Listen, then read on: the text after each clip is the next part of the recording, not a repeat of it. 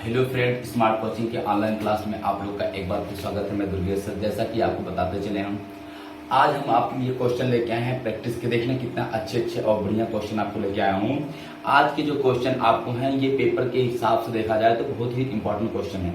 ऐसे क्वेश्चन आपके एग्जाम में अक्सर पूछे जाते हैं, इसलिए मैंने इस क्वेश्चन के सेट को आपके सामने लेके आया। जो ऑनलाइन ऑफलाइन के बच्चे हैं उनके ये क्वेश्चन उनके पास होगा, ठीक है। तो ऐसे क्वेश्चनों को आज हम दिखाते हैं आपको करके, एक एक क्वेश्चन को कितना बढ़िया से समझना, क्वेश्चन कितना अच्छा दिया हुआ है। एक एक क्वेश्चन को आप प्रैक्टिस करना, जो आपके एग्जाम में अक्सर ऐसे ही क्वेश्चन पूछे जाते हैं। इन क्वेश्चनों से आप बच नहीं सकते हो। मेरा कहने का अर्थ ये है कि आप ऐसे क्वेश्चनों को करना और लगाना सीख लीजिए। तो लोगों से बता दीजिए, क्लास में सब लोग उपस्थित हो जाएं। जो लोग आज अभी क्लास में नहीं आए उन लोग से बता दीजिए, वीडियो उनके पास शेयर कर दीजिए। सोशल मीडिया के माध्यम से व्हाट्सएप, फेसबुक या इंस्टाग्राम जो भी है आपके पास, उससे माध्यम से उनको जानकारी मिल जाए। क्लास स्टार्ट हो गई है और क्लास में वो लोग आ जाएं। सब लोग क्लास के अंत तक बने रहना। आज क्वेश्चन के अच्छे क्वेश्चनों को मुझे कराना है और सारे क्वेश्चन को आपको सिखा के जाना है।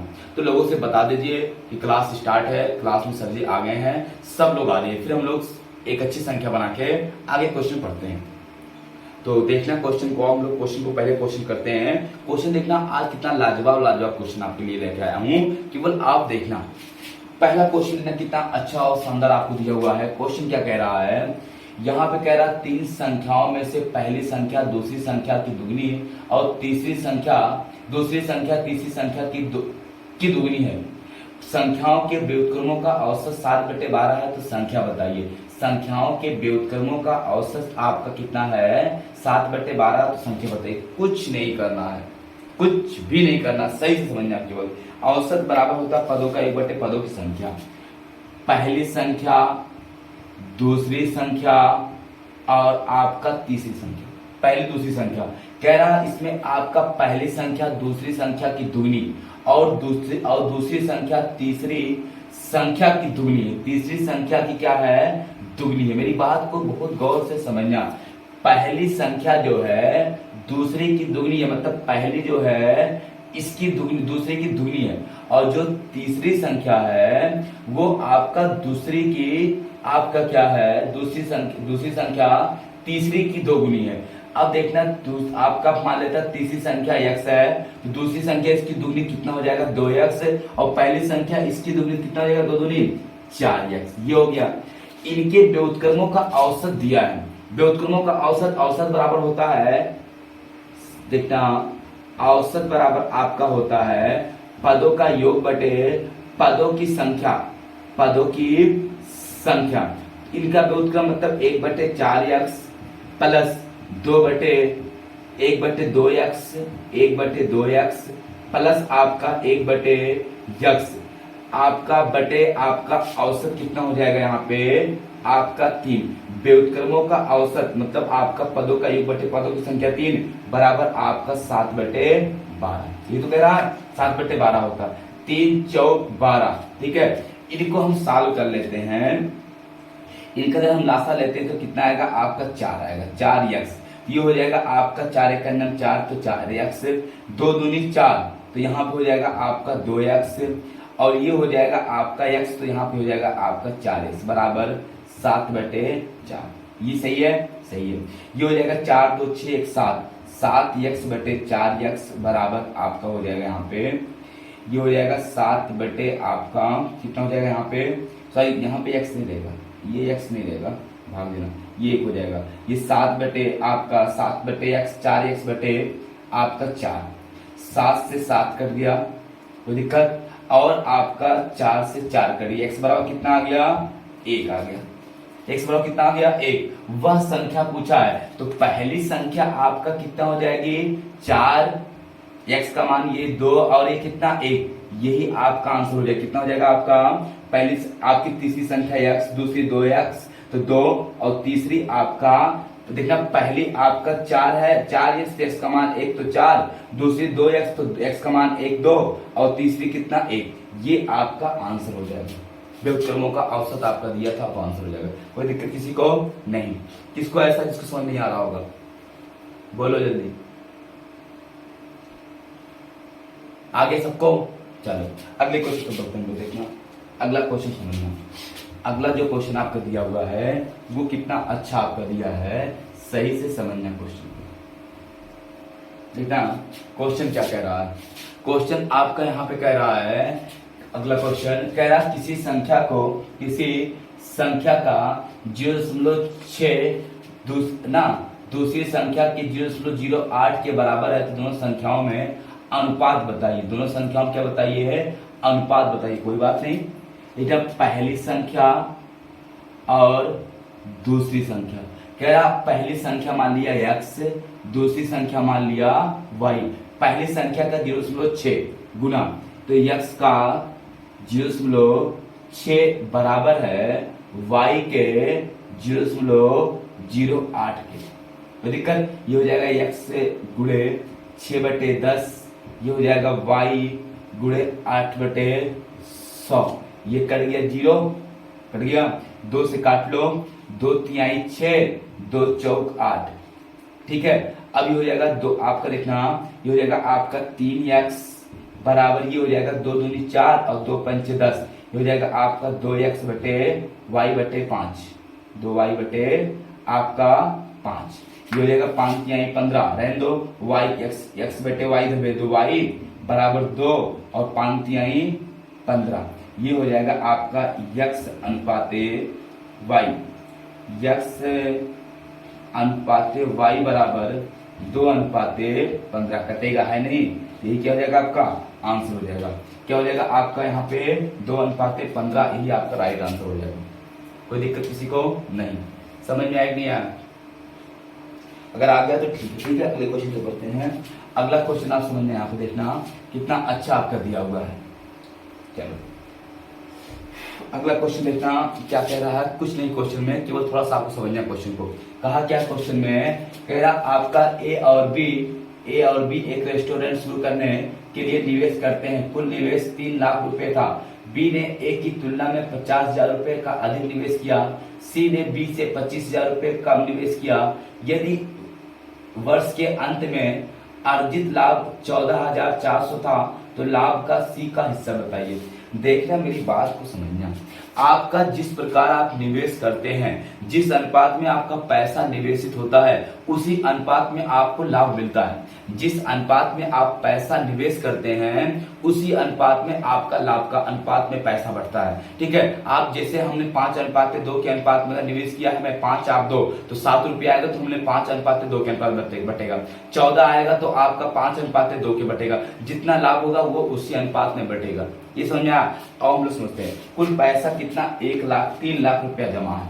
अब देखना, ए ने आपका ये हो गया ए हो गया बी और ये हो गया आपका सी। सही समझना, देखना पहले थोड़ा सा इधर कर दूं। ये हो गया आपका ए बी और आपका सी, ए बी सी। आपका कुल कितना है, 3 लाख रुपया है। कितना है, 3 लाख। कह रहा ए बी सी 3 लाख रुपया शुरू करा, आपने एक निवेश शुरू किया जिसमें 3 लाख रुपए था। बी ने ए की तुलना में 50,000 रुपए अधिक दिया। जो बी है ए की तुलना में 50,000 रुपए अधिक दिया। अगर ये आपका x दिया, ये आपका कितना देगा, x प्लस आपका 50,000। ठीक है, कायदा है 10,000 10,000 50,000। ठीक है, फिर कह रहा आपका जो आपका यहाँ पे कह रहा जो बी ने ए की तुलना में 50,000 रुपया अधिक दिया। फिर कह रहा आपका सी बी से 25,000 रुपए कम निवेश किए। सी जो है बी से ना, सी बी से 25,000 कम किए। मतलब देखना है यहाँ पे समझना, ये आपका x प्लस 25,000 घटाएंगे तो कितना रहेगा, 25,000। सही से समझना, समझ में क्वेश्चन आ रहा होगा। देखना, हम फिर से एक बार आपको समझाते हैं क्वेश्चन को। इधर थोड़ा समझा दो, थोड़ा सा जगह उधर कम पड़ जाएगी तो देखना। यहाँ पे देखना थोड़ा क्वेश्चन बड़ा है, कोई बात नहीं, कुछ नहीं, क्वेश्चन केवल एक लाइन का है, सही समझो। ये हो गया ए, दिख रहा है, ये ए और ये बी और ये क्या आपका सी। ए अगर x दिया तो बी x प्लस आपका 50,000 जमा किया, और ये 25,000 बी से कम है, x माइनस 50 में से 25 घटेगा तो 25,000 हो जाएगा। इतना जमा किया, ठीक है। अब देखना, इनका 3 लाख रुपया टोटल है, इनका हम अगर जोड़ लेते हैं बराबर 3 लाख के बराबर, x का मान निकाल लेते हैं। आपका x से x plus 50 plus x plus आपका 25,000, ठीक है, बराबर आपका 3 लाख रुपए। ये होगा ना, ये जोड़ लेंगे 1 2 3, 3 बराबर 50 और 50 25 75, तो 3 लाख में से 75,000 घटेगा, ये हो जाएगा 3x बराबर आपका 2,25,000।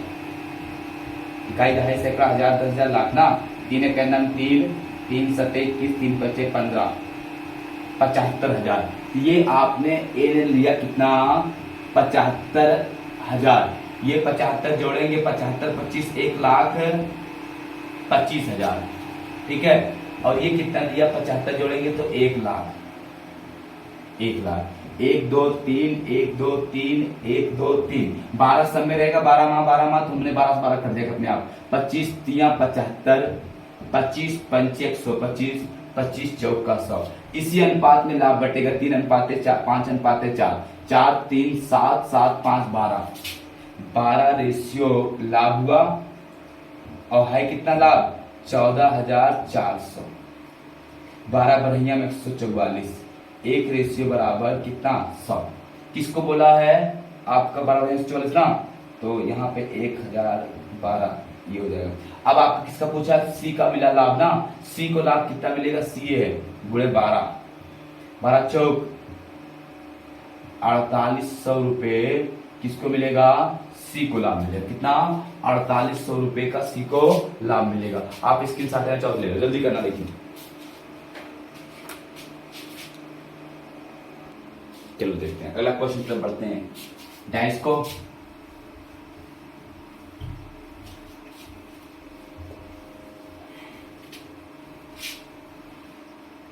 अगला क्वेश्चन ध्यान से देखते हैं, समझते हैं क्वेश्चन को, देखना कितना बढ़िया क्वेश्चन अगला दिया है, समझना। क्या कह रहा आपका, कह रहा रोहित ने 75,000 रुपए के निवेश में एक व्यापार शुरू किया तथा कुछ महीने पश्चात, ठीक है, सिमरन 60,000 रुपए के साथ उसमें जुड़ जाता है, ठीक है। यदि 1 वर्ष के अंत में 3 अनुपात 1 के अनुपात में ना विभाजित किया, लाभ को जो आपका लाभ 3 अनुपात 1 के अनुपात में विभाजित किया जाता है, तो सिमरन रोहित से कितने महीने बाद जुड़ा, मतलब पश्चात जुड़ा या जुड़ी। अब देखते हैं, मेरी बात को समझना, 3 अनुपात 1 के अनुपात में लाभ आपका बढ़ रहा है, ठीक है। आपका देखना रोहित हो गया सिमरन, सही से समझना, ये हो गया आपका रोहित और ये हो गया सिमरन। आपका रोहित और कौन है, सिमरन है, सिमरन सिमरन। ये कितना रुपया दिया, ये आपका 75,000 रुपए जमा किया, 75,000 रुपए जमा करके व्यापार शुरू किया, और ये आपका 60,000 रुपए उसके साथ कुछ दिन बाद 60,000 रुपए जमा करके व्यापार में शुरू हो गया। देखिए मेरी बात को समझना सही से, 75,000 रुपया ये जमा करके अपना व्यापार शुरू निवेश किया, और निवेश करके एक व्यापार शुरू किया तथा कुछ महीने बाद कौन आया, सिमरन। अगर ये 12 माह के लिए अपना पैसा दिया होगा, तो आपका ये पैसा कितने माह के लिए दिया, आपका इसको मान लेते हैं यक्स माह के लिए दिया, कितना, अब यक्स माह के लिए कह रहा कितने, आप कितने वर्ष महीने पश्चात जुड़ी, कितने महीने पश्चात जुड़ी, मतलब ये आपका 75,000 12 माह के लिए, ये 60,000 रुपए यक्स माह के लिए दिया। अब देखना मेरी बात को सही समझना, इनका अनुपात 3 अनुपात 1 है, मतलब 75,000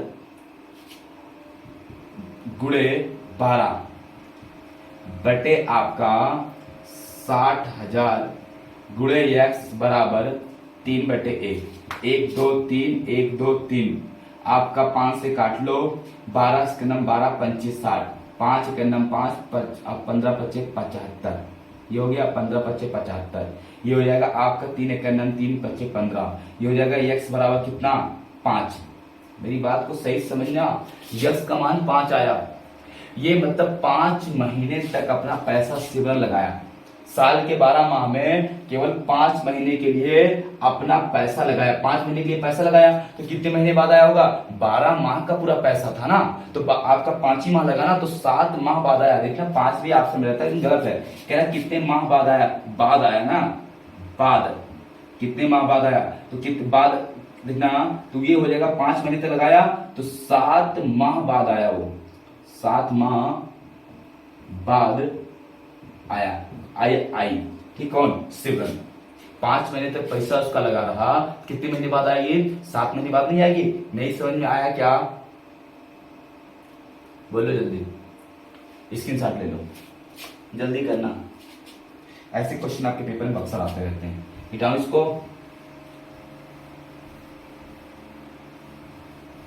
देखना क्वेश्चन। अगला जो क्वेश्चन दिया वो देखना कितना अच्छा आपका दिया हुआ, सही से समझना क्वेश्चन केवल। क्वेश्चन अगला क्या कह रहा है आपका, यहाँ पे कह रहा है आपका एक संख्या अपने व्युत्क्रम से 3 गुना से 26/3 अधिक है तो वह संख्या क्या है? एक संख्या है वह अपने 3 गुना से ना व्युत्क्रम के 3 गुना से 26/3 अधिक है तो वह संख्या क्या है? तो हमको पहले क्या करना, माना वह संख्या क्या है? आपका x मान लो, ठीक है। माना क्या है? वह संख्या क्या है? आपका x है। माना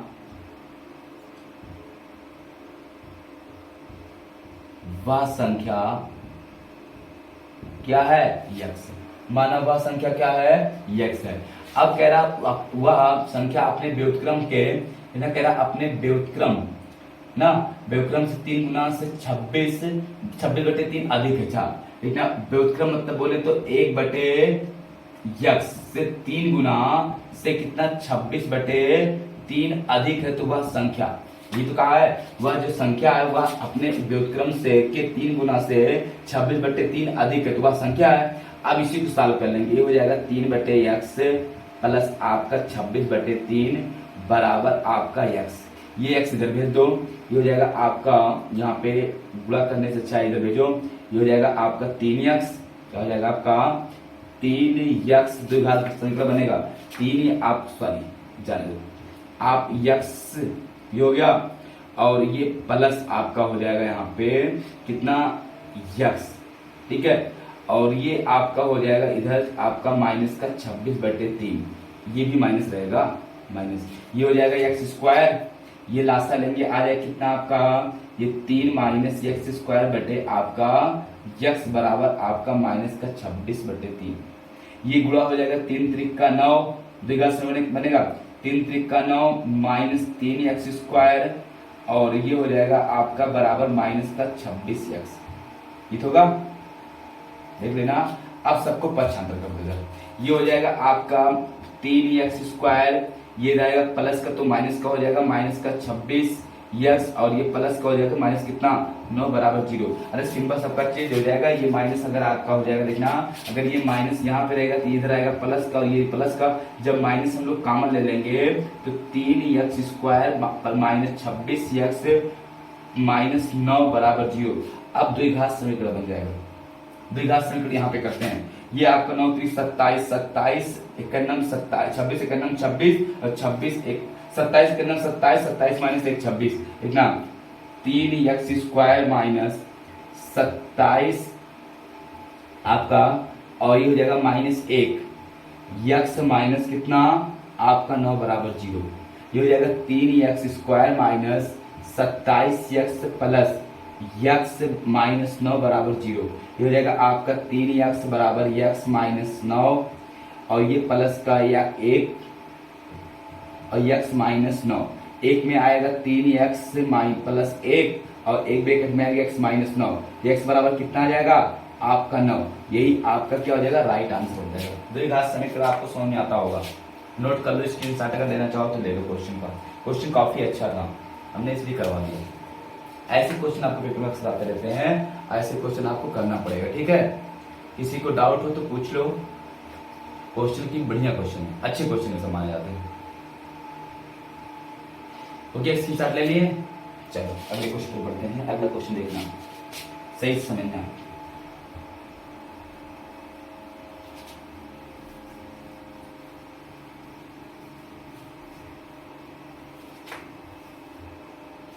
बेटा क्वेश्चन क्या कह रहा है अगला?